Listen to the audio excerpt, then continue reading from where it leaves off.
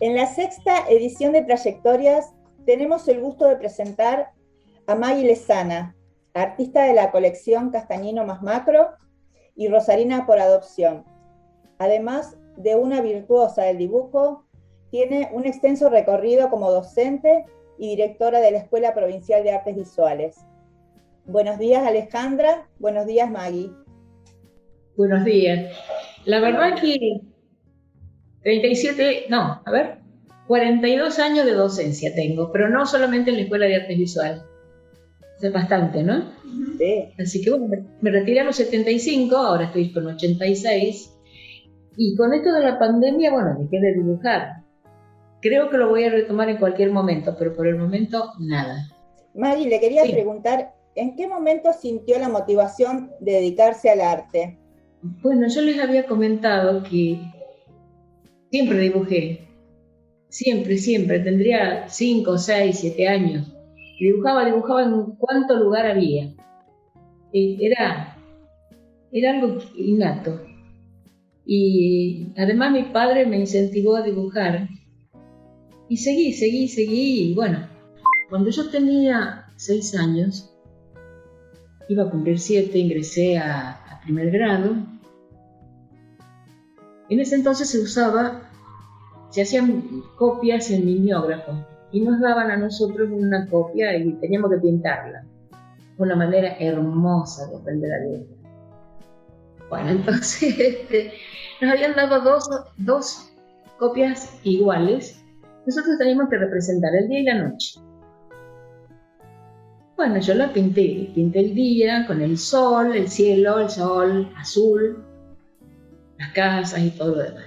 La noche, el cielo azul, estrellas y luna. Y lo entregué. Mi maestra me tachó todo con negro, me pintó todo el dibujo con negro y me puso mal. Si yo le hubiera dado bolilla, no dibujaba más. Porque para mí el cielo es siempre azul. Cambia porque en la noche no hay luz, nada más, pero el cielo sigue siempre igual. El cielo es azul para nosotros. Esa fue una experiencia que para otro chico es terminal, digamos, porque lo mata, porque no puede dibujar más. Pero yo tenía en mi casa a mi viejo. Y mi viejo me daba bolilla. Yo les contaba que en esa época estaban las chicas de Divito. Divito fue un dibujante que dibujaba chicas en malla. ¡Oh, tremenda obscenidad! Yo iba a una escuela de monjas. Yo lo copiaba y copiaba a las chicas en malla. Llamaban a mi mamá para que dejara de hacer esas obscenidades en mis cuadernos. Entonces mi mamá iba y lloraba y me decía, no puede ser que dibujes esto, nunca más. Y por ahí venía un bife cada tanto. Bueno. Pero resulta que como yo seguía dibujando, llamaron a mi papá. Mi papá miró lo que yo dibujaba y le dijo a las monjas, la verdad que dibuja lindo. No llamaron nunca más a mi papá y no me molestaron más. Y yo seguí dibujando. Claro, mi papá me compró otro cuaderno y en ese cuaderno yo dibujaba lo que se me daba la gana. Y después empecé a hacerles vestiditos porque mi ilusión era ser ya más grandecita, digamos andaría por tercero, cuarto grado, ser diseñadora de moda. Entonces les hacía los vestiditos. Y bueno, y seguí dibujando y a partir de ahí dibujé siempre. No sé cómo, no recuerdo, descubrí la Escuela de Artes Visuales y me anoté ahí. Y bueno, empecé a ir a la noche para poder trabajar de día. Y bueno, y ahí empecé a estudiar, me gustó. Seguí estudiando en la misma escuela, hice el profesorado de cerámica y paralelamente empecé a mandar a salones de grabado. Ahora, grabando en metal hacía lo mío, pero cuando trabajaba madera era tan grande la influencia de Mélie Brunier que seguía un poco los pasos de ella. Y no me gustaba ser, digamos, una continuadora de, quería ser yo. Grabando metal sí, hacía lo mío, porque era dibujar en una chapa. Paralelamente empecé a trabajar en dibujo, tuve profesora Gerardo Miranda que me motivó mucho. Me motivó porque me enseñó, por ejemplo, él ponía una modelo que nunca estaba quieta, que cuando empezábamos a trabajar era una pose y cuando nos dábamos cuenta había cambiado. Entonces eso me sirvió muchísimo para agilizar el dibujo, para aprender a trabajar la figura en movimiento. Después tuve a Julián. Con Julián fue la exquisitez de manejar los materiales, los lápices, por ejemplo, que era lo que me encanta todavía, la sutileza y la imaginación sobre todo. Empezando a buscar formas de cosas de la naturaleza. Yo les mostré cómo a partir de una cabeza de ajo se puede hacer mucho. El dibujo en línea es muy sugerente y además hay que aprender a ver lo que está en lo que dibujamos, que no es lo que está en la naturaleza precisamente, sino que es una unión de lo que está en la naturaleza y lo que está en nosotros. Y bueno, así fue que empecé a sacar cosas y a trabajar. Además, también este bichito que está en este momento aquí conmigo, también lo he dibujado 1.000.000 de veces. En realidad, este es uno de los tantos que tuve. Y que se llama Jazmín y tiene 6 años. Es, digamos, el mayor de todos los que tengo ahora en este momento. Bueno, en una palabra, lo mío siempre estuvo relacionado mucho con lo onírico. Con lo onírico me inspiró mucho el surrealismo y los precursores del surrealismo sobre todo. Además una cosa que uno nunca nombra, los alumnos. Uno cree que enseña, pero si uno tiene un poquito de, ¿cómo puede decir?, de humildad, tiene que reconocer que con ellos aprende. Ellos enseñan también muchas cosas, nos enseñan a ver, porque nosotros enseñándoles a ver a ellos, nosotros aprendemos de ellos. Es siempre un ida y vuelta. Eso tiene que entenderlo todo maestro. Tiene que aprender que aprende enseñando. En tantos años de docencia, el que no reconoce eso no sabe enseñar. Creo que mi saber. Sí. Le quería hacer una pregunta. Sí. Como usted bien nos está contando, tan interesante su relato, el mundo surreal es, en su proceso creativo siempre está presente. Pero también la literatura, la cultura de México y Perú. Quería preguntar si hubo algunos artistas que la influenciaron desde ese lugar. Sobre todo de México. Orozco, por ejemplo, como Guadalupe Posada, que trabajó muchísimo con algo que es típico de México, la muerte. Él era un grabador, el grabador más grande de México. Normalmente yo mucho no conocía de él, pero cuando gané una beca del Salón de Santa Fe, fui a México a conocer la obra de Guadalupe Posada. ¿Qué es lo que hacía este buen hombre? Ilustraba las canciones para la gente que no sabía leer. Y la ilustraba a través de esqueletos. De ahí sale un personaje muy especial que es la calavera Catrina, que después aparece en la obra de Muralistas. Bueno, y la verdad que a través de sus calaveras describió costumbres, describió canciones y enseñó a la gente que no sabía leer ni escribir. Sé que una obra didáctica muy importante. A Mercedes Varo también la conocí en México, no sabía que existía. También justamente había ido a Chapultepec, al Palacio, y me crucé a uno de los museos, un museo de arte, que está frente al Palacio de Chapultepec, y ahí encontré una exposición de Mercedes Varo. Remedios Varo. Una surrealista increíble, de la que no se conoce mucho. Maravillosa.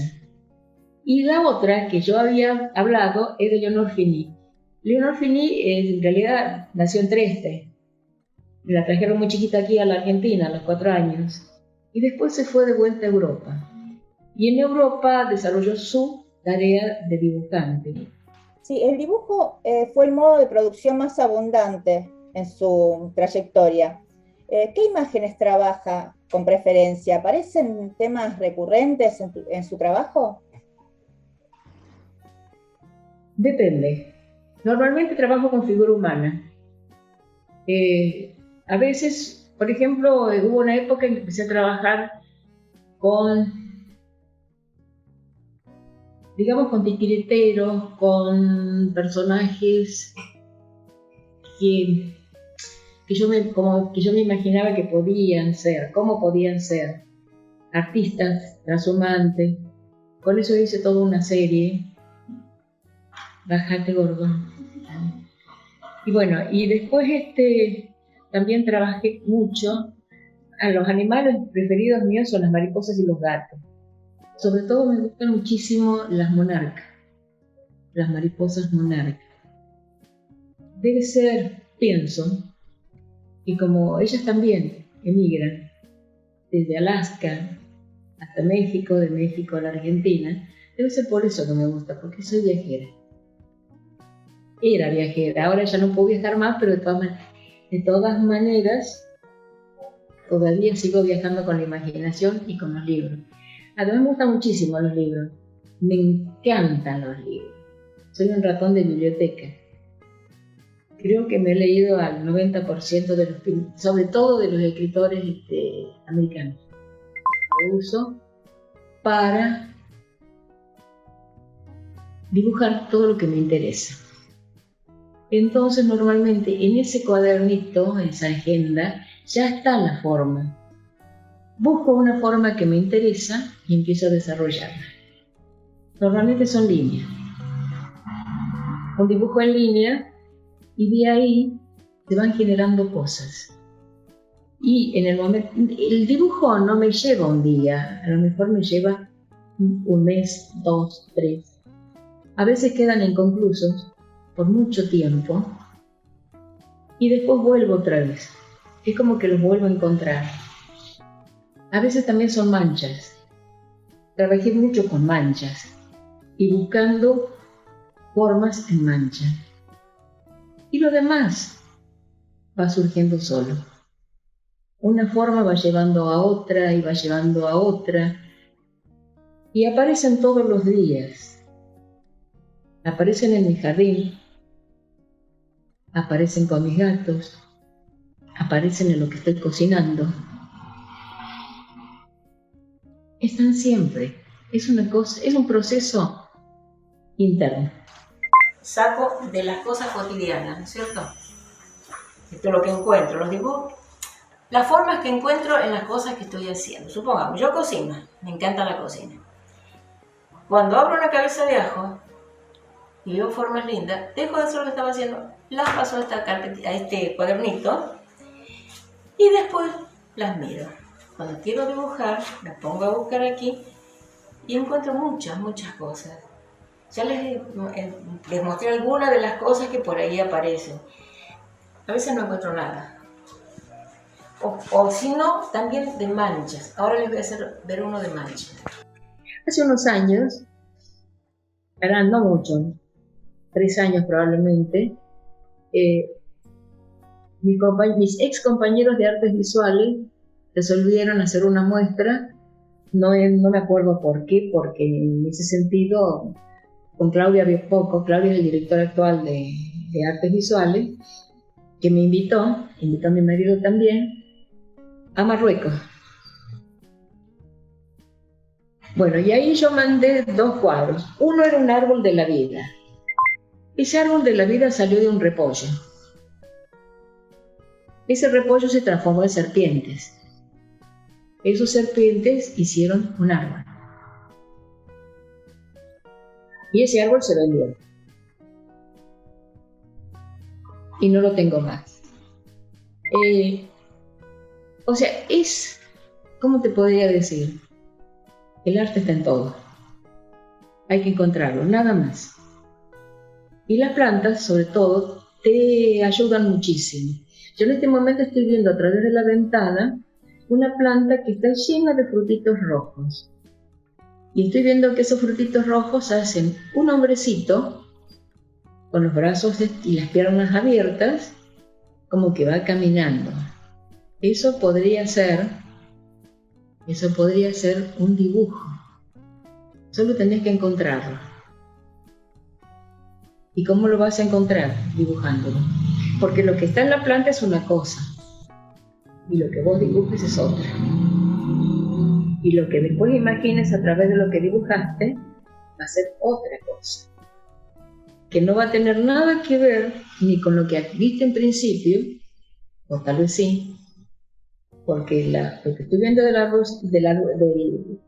hombrecito son un montón de frutos chiquitos rojos que hacen contraste con las hojas bordo de la planta. Y eso te puede dar textura para la ropa del hombrecito, que a lo mejor se transforma en un animalito o en muchos animalitos. Depende cómo tengas la cabeza hoy. A veces estamos muy optimistas y a veces no. Usted me está llevando, hablando tan maravillosamente de su proceso, a los árboles, y acá quería citar una pieza de nuestra colección, Castañino más Macro, que se llama Para una niña que quiso ser bosque, un dibujo lápiz que ingresa en 1978 como segundo premio de adquisición en dibujo en el 12º Salón Anual de Artistas Plásticos Rosarino, que se realizó ese mismo año. ¿Qué nos podría contar de esa obra? Bueno, ¿cómo nació esa obra? Te puedo decir muy poquito porque hace muchos años, pero quise hacer una especie de simbiosis entre lo que estaba dibujando, que en ese momento trabajé mucho sobre muñecos viejos, esos muñecos que teníamos nosotras, las ancianas, muñecas de porcelana, normalmente sin ojos, porque bueno, en mi caso, por ejemplo, mis hermanos era una manera de vengarse. Yo era la mayor y era bastante mandona porque me los dejaban conmigo. Entonces ellos se vengaban sacándole los ojos a mis muñecos, hundiéndole los ojos. Así que la mayor parte de mis muñecos no tenían ojos. Yo los dibujé muchas veces. Con esos hice bastantes trabajos. Hice, por ejemplo, una serie de cuadros inspirados en Alicia en el País de las Maravillas. Alicia se transformaba en muñeca que no tenía ojos, por supuesto. Y otros que también eran muñecas en un balcón, que todavía anda por ahí en mi casa, en algún lugar de esta casa. eran todos dibujos prácticamente en líneas. Bueno, empecé dibujando muñecas. Esas muñecas se transformaron en criaturas, en chiquitos, en los hijos que nunca tuve. Y esos a su vez pasaron a ser árboles. Esa nenita está en una silla o sillón, no recuerdo bien, paradita, y es una continuación del árbol. Árbol, niña. No sé qué quise hacer en ese momento, pero se me unieron las dos figuras y formaron un trabajo que me gustó y lo mandé. Y fue seleccionado y bueno, tuve suerte. Tuve suerte porque bueno, se ve que al jurado le gustó y me premiaron. Maggie, tenemos otra obra que pertenece a la colección que se llama Maternidad, un grafito color, que también fue primer premio adquisición en el Salón Anual de Artistas Plásticos Rosarinos en el año 1982. ¿Qué nos puede contar de esta obra? ¿Qué representa la maternidad en esta obra? Representa mi maternidad. Como yo le decía anteriormente, no tuve hijos. Y esa maternidad no tiene hijos. Tiene mariposas que salen de su panza. Y entonces eso es un poco lo que me representa. No tengo hijos, pero hijos biológicos. Tengo muchos hijos adoptivos, pero además todo lo que hice está representado ahí. Esa es la representación de lo que dibujé, de mis sueños, de mis deseos y de mis mariposas que siguen apareciendo en todos los cuadros. En ese momento eran mariposas azules, hoy son mariposas monarcas, que son roja, naranja y negro. Pero siempre fue lo mismo. Todavía sigo teniendo hijos no biológicos que se volaron. Usted sabe que hoy en día, ya sea artistas mujeres, varones o de diversos géneros, pueden tener la posibilidad de serlo, de ser artistas. Como dicen sus mariposas, vuelan y no hay una invisibilización de las artistas, particularmente mujeres. Hoy la crítica feminista del arte ha escrito mucho sobre este tema. Yo le quería preguntar a usted, como artista mujer, si en algún momento de su carrera se sintió invisibilizada por el campo del arte o no. Usted que también es esposa de un gran artista rosarino, Jorge Martínez Ranseyer, ¿cómo vivió como mujer ser artista? Siempre ha sido difícil. En todos los órdenes de la vida para la mujer siempre fue difícil. ¿Difícil por qué? Porque normalmente el papel de la mujer supuestamente era la casa. La casa, el marido, los hijos, los padres en algunos casos, los hermanos en otros casos, pero siempre fue un poco difícil. Además, normalmente la mujer que se dedicaba al arte era embromado porque tenía que competir un poco más, no solamente con los hombres, también con las mujeres. Ojo, porque si uno quería levantar un poquito la cabeza, había un pie que se lo ponía encima. Eso fue siempre. Y estoy hablando en todo sentido y ahí no hay parentesco que valga. Ahí había que lucharla y pelearla y hacerlo y seguir y decir, sí, lo voy a hacer. O sea, que siempre fue lo mismo y creo que va a seguir siendo. Porque a pesar de que ahora hay muchas más libertades, hay muchas más posibilidades, de todas maneras, tampoco es fácil. Tampoco es fácil. Siempre hubo preferencia por los artistas que por las artistas. Y con ese, a nosotros nos ha pasado todo, siempre lo mismo. Nunca nunca nos dejaron ser nosotras. Pero usted no tuvo competencia, no se sintió competencia con su marido. Los dos trabajaron juntos en el terreno del arte. Cada cual estaba en lo suyo. Su mundo era en su estudio, arriba de mi casa, y el mío era abajo. Ese mundo maravilloso que nos está contando, quería preguntarle que a lo largo de toda su vida usted ha cambiado de siglo. Hoy estamos en el siglo XXI y cambiaron muchas cosas, a pesar de que uno se puede preservar dentro de su entorno. ¿Usted cómo transita el paso por este siglo XXI tan problemático y tan tecnológico, no? Cuando estaba todavía en la escuela, porque yo me retiré en 2010, en el 2010 me retiré, digamos como que en la escuela tuve que empezar con la tecnología, dándole mayor importancia al computador y demás. No obstante eso, yo estoy tan aferrada a mis lápices que me niego a todo lo que sea, digamos, máquina. Pero de todas maneras, no estoy cerrada a aprender. Pero no me interesa, por ejemplo, el arte digital y demás. No me interesa. Los lápices me entienden y yo atiendo a los lápices. Yo peleo con un sacapunta, aunque Julián quería meterme en la cabeza una trincheta, jamás. Yo lo veía como una agresión, sacar la punta con la trincheta, era más suave el sacapunta. Y sigo manteniéndolo. En la época en que todavía no me habían operado de los ojos, trabajaba con lupa, cuando empecé a perder la visión. Felizmente me operaron de los ojos y lo recuperé. Entonces ya prácticamente no necesito, salvo para detalles muy chiquitos, no necesito lupa. En fin, me voy adaptando en la medida de lo posible.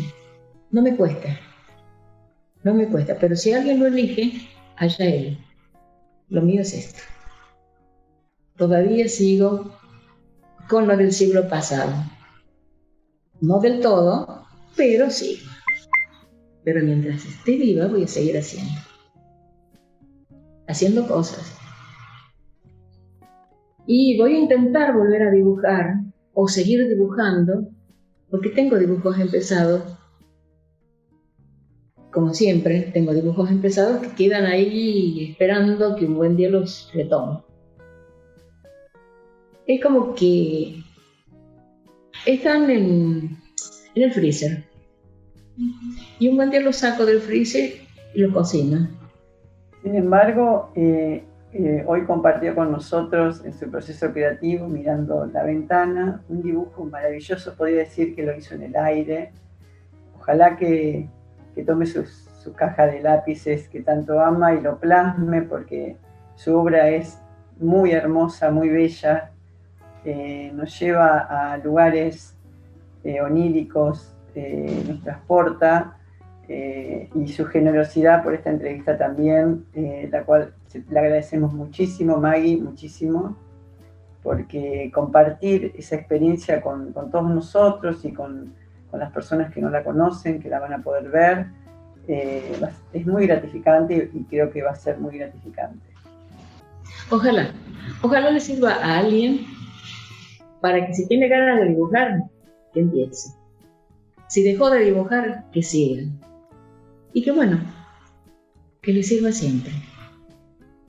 Llegué a tener una alumna de 80 años, menos de lo que yo tengo ahora en este momento. Y un día me dijo, no necesitaba psiquiatra. Y esa fue una de las cosas más gratificantes que tuve. Tuve otra que tenía ataques de pánico. Y me dijo lo mismo. No podía pararme en una esquina a tomar un colectivo. Ahora voy y vengo con las chicas de la escuela feliz. Esas fueron cosas así que la verdad que me llenaron de alegría y de satisfacción. Tengo muchos chicos que dibujan maravillosamente, muchos que los perdí en el camino, muchos que por distintas circunstancias dejaron y que lo siento con todo el alma. Y bueno, pero ahí están. Y ojalá que sigan. Espero que sigan. Tengo muchos chicos que todavía cuando van a trabajar afuera, pasan por mi casa. Y cuando vuelven por mi casa. Eso también es lindo, porque es lo que yo les decía, son mis mariposas. Siempre vuelven con mamá. Gracias, chicas. Gracias a ustedes, chicas. Muchas gracias. La verdad que me dan ánimo para seguir andando.